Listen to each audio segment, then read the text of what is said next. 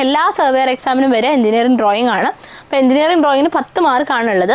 Especially നമ്മളിതിപ്പം water അതോറിറ്റിയുടെ survey grade 2 expect ചെയ്യുന്നത് കൊണ്ട് തന്നെ നമുക്ക് എഞ്ചിനീയറിംഗ് ഡ്രോയിങ് അത്യാവശ്യം വളരെ ഇലാബറേറ്റ് ആയിട്ട് തന്നെ വേണം. കോമ്പസ് സർവേ മെയിൻ ഫോക്കസ് എപ്പോഴും പ്രോബ്ലത്തിലായിരിക്കണം. പ്രോബ്ലംസിൻ്റെ പല ടൈപ്പ് ഉണ്ട്.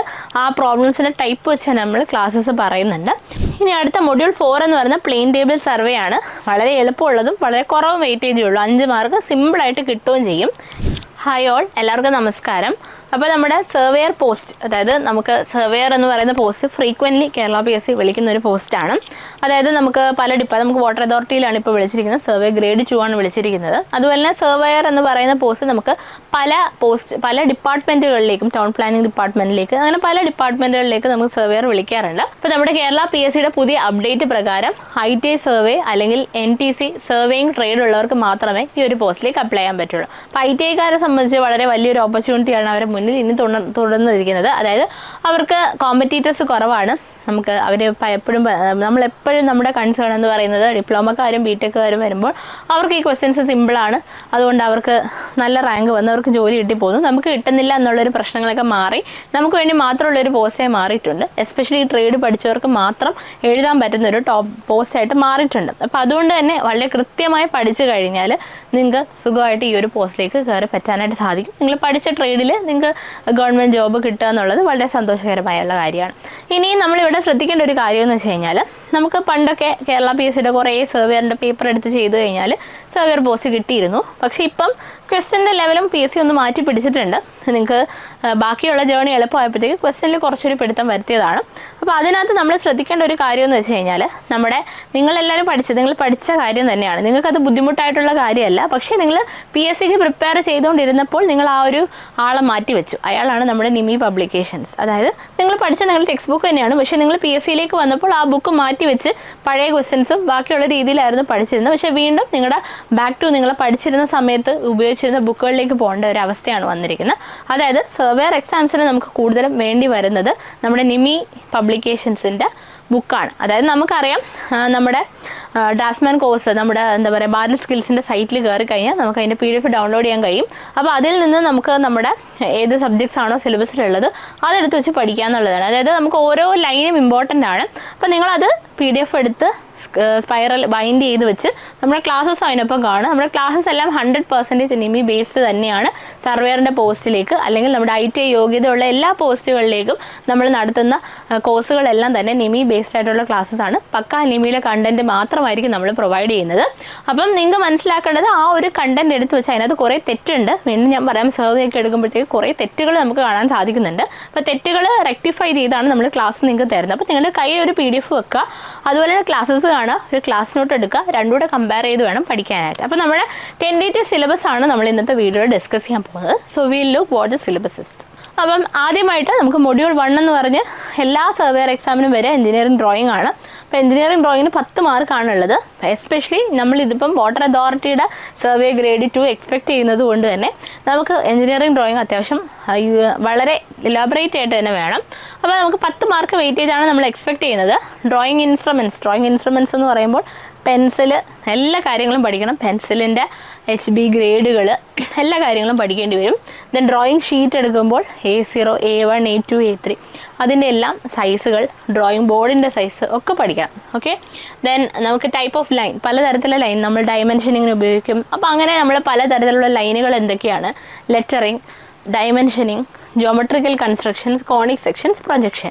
ഇതൊക്കെ പണ്ട് നമ്മൾ ചെയ്തിരുന്നത് നമ്മൾ സാധാരണ PSC പോയിന്റ് ഓഫ് വ്യൂവിൽ പഠിച്ചിരുന്നതാണ്.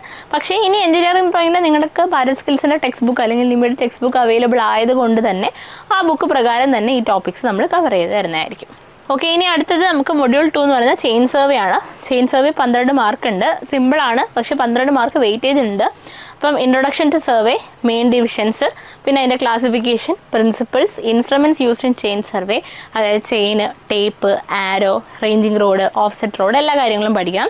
Then terms used in chain survey. Chain survey നമ്മൾ ബേസ് ലൈൻ, ടൈ ലൈൻ, അങ്ങനെയുള്ള ടേംസ് ഒക്കെ ഉണ്ടല്ലോ. അത് ക്ലിയർലി നമ്മുടെ നിമിയുടെ ബുക്കിൽ പറഞ്ഞിട്ടുള്ള കാര്യങ്ങളാണ്. ദെൻ റേഞ്ചിങ് എന്താണ്, ഓഫ്സെറ്റിംഗ് എന്താണ്, ഫീൽഡ് ബുക്ക് എന്താണ്, errors in chain survey, area calculation, ഇത്രയും കാര്യങ്ങളാണ് നമുക്ക് ചെയിൻ സർവേക്കകത്ത് പഠിക്കാനുള്ളത്. ഇനി നമുക്ക് കോമ്പസ് സർവേ ആണ്. എഗെയിൻ അതിനും 12 മാർക്ക് തന്നെയാണ്. കോമ്പസ് സർവേ മെയിൻ ഫോക്കസ് എപ്പോഴും പ്രോബ്ലത്തിലായിരിക്കണം. പ്രോബ്ലംസിൻ്റെ പല ടൈപ്പ് ഉണ്ട്. ആ പ്രോബ്ലംസിൻ്റെ ടൈപ്പ് വെച്ച് നമ്മൾ ക്ലാസ്സസ് പറയുന്നുണ്ട്. ഓക്കെ, ദെൻ അതിനകത്ത് നമുക്ക് ബേസിക് ടേംസ് ഉണ്ട്. ദെൻ ഇൻസ്ട്രുമെൻറ്റ്സ് ഏതൊക്കെയാണ് നമ്മൾ യൂസ് ചെയ്യുന്നത്, കോമ്പസ് നമ്മളെങ്ങനെ സെറ്റപ്പ് ചെയ്യും, ബെയറിങ്സിന് അതായത് ഹോൾ സർക്കിൾ ബെയറിങ്ങിനെ ക്വാഡ്രന്റൽ ബെയറിങ്ങിലേക്ക് എങ്ങനെ മാറ്റാം, തിരിച്ച് കൺവേർഷൻ പഠിക്കാനുണ്ട്. ദെൻ ഇൻക്ലൂഡഡ് ആംഗിൾസ്, നമുക്ക് ബെയറിംഗ് തന്നു കഴിഞ്ഞാൽ ആ ലൈനിൻ്റെ ഇടയിലുള്ള ഇൻക്ലൂഡഡ് ആംഗിൾ സിമ്പിളായിട്ട് ഷോർട്ട് കട്ട് മെത്തേഡിലാണ് പഠിപ്പിക്കുന്നത് നമ്മൾ. ദെൻ ലോക്കൽ അട്രാക്ഷൻ എന്താണ്, നമുക്ക് ഫോർ ബെയറിംഗ് എന്താണ്, ബാക്ക് ബെയറിംഗ് എന്താണ്, ഇവ തമ്മിലുള്ള ഡിഫറൻസ് 180 ഡിഗ്രി മീറ്റ് ചെയ്തില്ലെങ്കിൽ നമ്മൾ ആ ഒരു സ്റ്റേഷനെ ലോക്കൽ അട്രാക്ഷൻ വന്നു എന്ന് പറയും. ലോക്കൽ അട്രാക്ഷൻ എന്താണ്, ഡിപ്പ് എന്താണ്, ഡിക്ലിനേഷൻ എന്താണ്, ക്ലോസിങ് എറർ എന്താണ്, ഇത്രയുമാണ് കോമ്പസ് സർവേയിലെ 12 മാർക്ക് എന്ന് പറയും. ഇനി അടുത്ത മൊഡ്യൂൾ 4 എന്ന് പറയുന്ന പ്ലെയിൻ ടേബിൾ സർവേ ആണ്. വളരെ എളുപ്പമുള്ളതും വളരെ കുറവ് വെയിറ്റേജേ ഉള്ളൂ. 5 മാർക്ക് സിമ്പിളായിട്ട് കിട്ടുകയും ചെയ്യും. ഇൻസ്ട്രുമെൻറ്റ്സ് ഏതൊക്കെയാണ്, പ്ലെയിൻ ടേബിളിൽ നമ്മൾ ഉപയോഗിക്കുന്ന അലിഡേഡ് ആവട്ടെ, അങ്ങനെ പ്ലംബിംഗ് ഫോക്ക്, അങ്ങനെയുള്ള കാര്യങ്ങളൊക്കെ പഠിക്കാനുണ്ട്.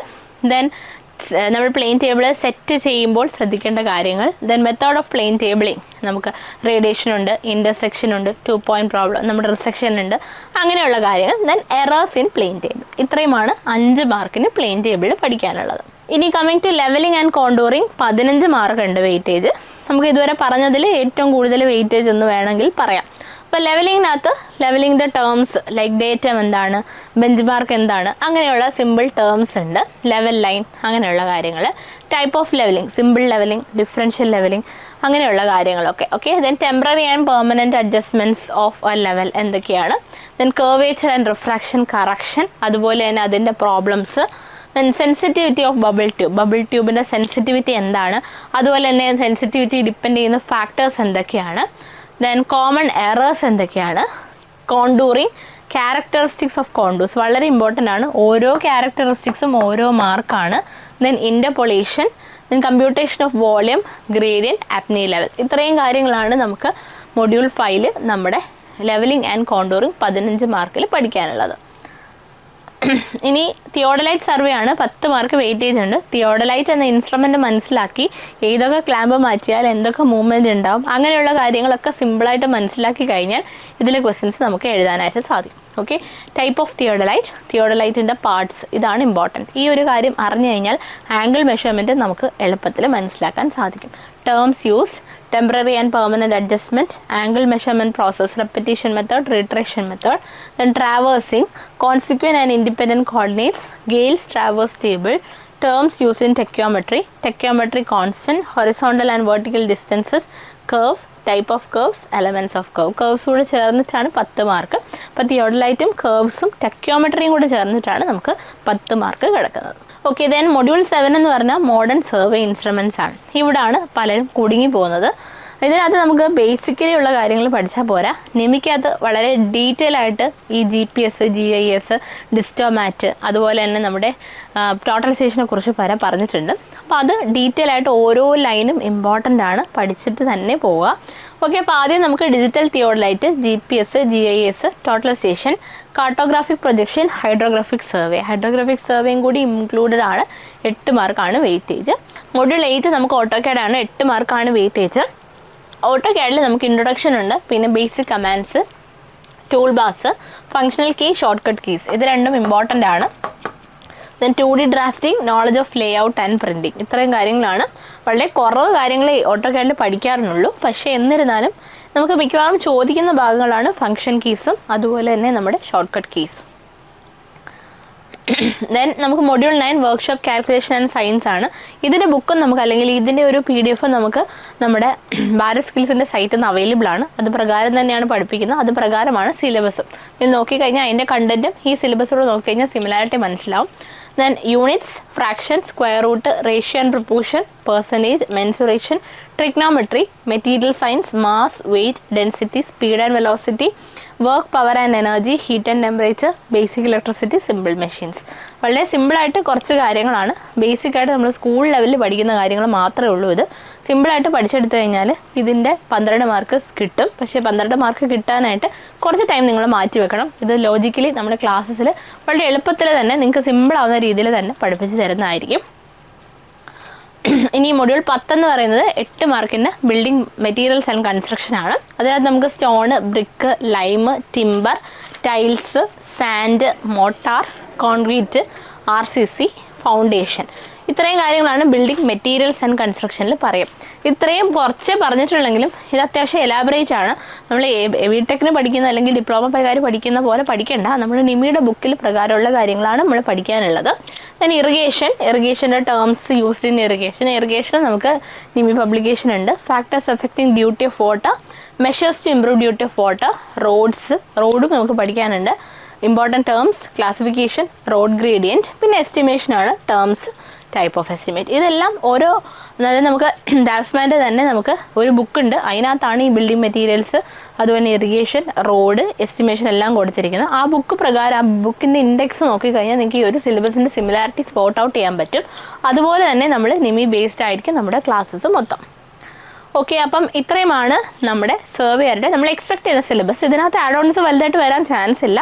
ഇത് സർവേ ഗ്രേഡ് 2 തന്നെ കേരള PSCയുടെ പ്രീവിയസ്ലി പ്രിപ്പയർ ചെയ്തിട്ടുള്ള ഒരു സിലബസ് ബേസ് ചെയ്താണ് നമ്മൾ പറഞ്ഞത്. അതുകൊണ്ട് തന്നെ ഇതിനകത്ത് വലിയ ആഡ് ഓൺസ് കുറവോ വരാൻ ചാൻസ് ഇല്ല. 90% ഇത് തന്നെ ആയിരിക്കും സിലബസ്. അപ്പോൾ ഈ സിലബസ് പ്രകാരം നമുക്ക് വന്ന നോട്ടിഫിക്കേഷൻ പ്രകാരം ഈ വർഷം തന്നെ എന്തായാലും എക്സാം ഉണ്ടായിരിക്കും. അപ്പോൾ അതുകൊണ്ട് നമുക്ക് പ്രിപ്പയർ ചെയ്ത് തുടങ്ങാം. അപ്പോൾ നിങ്ങളുടെ പ്രിപ്പറേഷൻ ബൂസ്റ്റപ്പ് ചെയ്യാൻ വേണ്ടി നിങ്ങൾക്ക് നമ്മുടെ ക്ലാസ്സസിൽ ജോയിൻ ചെയ്ത് പഠിക്കാവുന്നതായിരിക്കും. അപ്പോൾ അതിനകത്ത് നിങ്ങൾക്ക് പറഞ്ഞ പോലെ തന്നെ നിമി ബേസ്ഡ് ആയിട്ടുള്ള ക്ലാസ്സസ് ആയിരിക്കും. നിമിയുടെ തെറ്റുകൾ ഉണ്ട്, ഞാൻ പറഞ്ഞു നിമിയുടെ അതിനകത്ത് കുറച്ച് തെറ്റുകളുണ്ട്. ആ തെറ്റുകൾ പഠിച്ച് വെക്കരുത്. അത് ഞാൻ പറഞ്ഞു, അത് പ്രിൻ്റ് ഔട്ട് എടുത്ത് വെക്കുക, നമ്മുടെ ക്ലാസ്സിൻ്റെ നോട്ട്സ് എടുത്ത് വെക്കുക. എന്നിട്ട് അതിനനുസരിച്ച് അക്കോർഡിംഗ്ലി പഠിച്ചു പോവുക. Thank you.